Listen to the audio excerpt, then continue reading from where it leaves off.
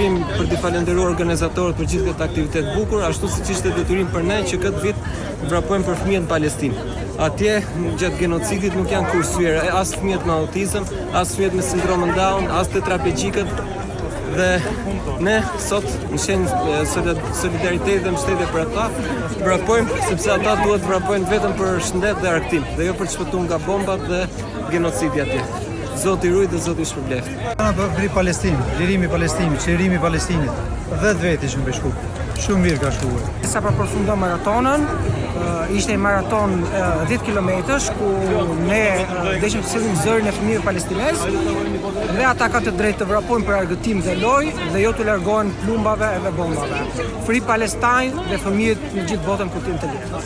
Filluam rastin që të sensibilizojmë opinionin shqiptar, të solidarizohemi me gjendjen e vështirë të popullit palestinez në Gaza dhe të japin një përkrahje përballë atij genocidi dhe masakrave që ndodhin në këtë.